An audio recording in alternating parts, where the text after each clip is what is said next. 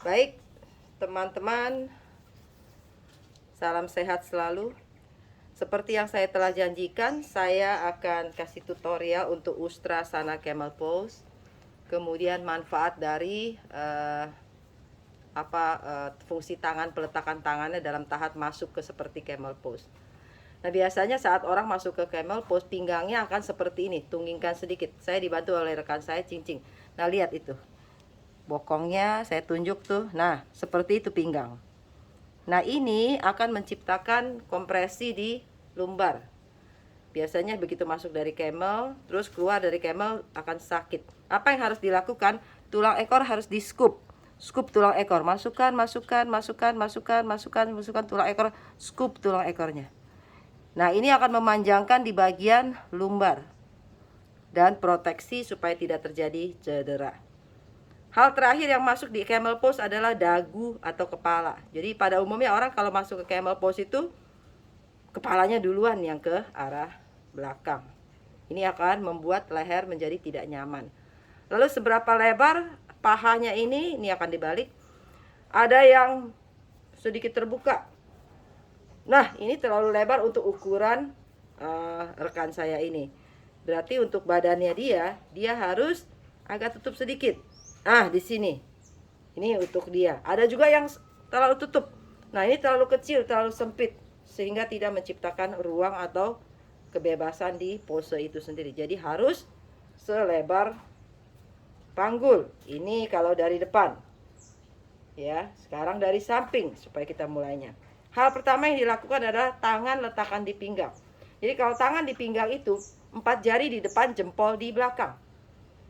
Lalu siku tangan terbuka. Apa yang terjadi kalau terbuka? Dadanya tertutup. Ya, Nah, siku tangan ini mengarahkan ke belakang. Nah, ke belakang. Cukup di situ lagi. Coba sekarang balik bokongnya kasih ke saya. Balik badan. Nah, perhatikan letak dari si jempol tangan. Perhatikan jempol tangannya. Jempol tangan berada di sakrum. Dia tugasnya adalah mengarah ke bawah. Dia mengarah ke bawah. Dia arah ke bawah, arah ke bawah, arah ke bawah. Supaya apa? Supaya tulang ekornya scoop. Ini tadi yang kita katakan dengan memanjangkan di bagian lumbar. Baik, hadap lagi.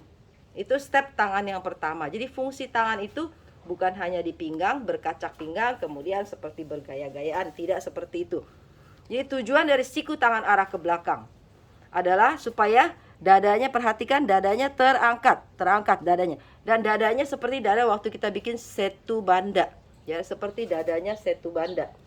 So, dadanya jadi terangkat. Nah, siku tangan ke belakang, dagu mengarah ke arah dada, jalan darah banda. Pandangan ke arah depan, scoop tulang ekor. Tahap pertama, scoop tulang ekor. Terus, turun.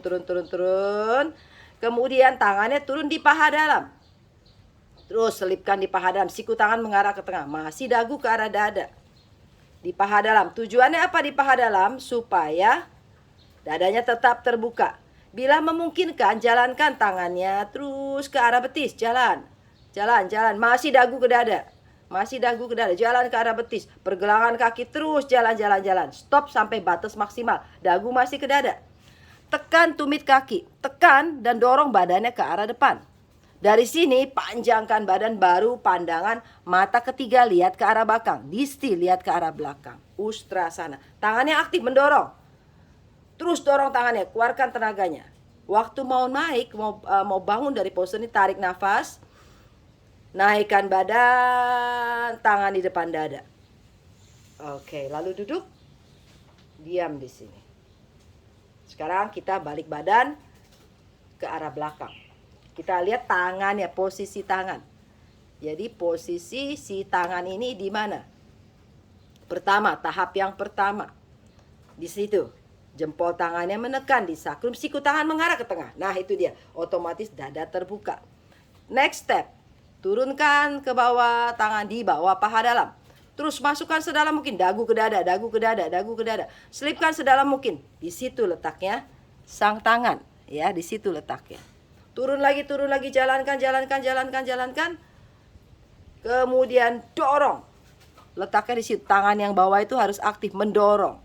Baru panjangkan leher, lihat ke arah saya dengan mata ketiga, dristi. Waktu bangun tekan, naikkan badan. Mata kakinya mengarah ke tengah, tidak mekar ya, jadi tidak mengarah keluar. Nah, itulah, balik badan lagi. Itulah sekedar informasi, sekedar tutorial mengenai Ustrasana, cara masuk dan cara keluar. Hal yang tidak boleh dilakukan adalah seperti ini. Oke. Tangan letakkan. Kemudian tarik nafas, tangannya langsung turun, kepalanya ke belakang. Nah, ini tension di bagian leher. Inhale, naikkan badan. Itu tidak disarankan untuk dilakukan. Ya, karena kan badan ini akan kita gunakan seperti kendaraan lama waktunya. Tergantung jatah kita berapa lama. Jadi harus digunakan sebaik mungkin. Hadap ke sini, hadap ke sini. Terima kasih oleh rekan saya. Inilah Ustrasana atau Camel Pose.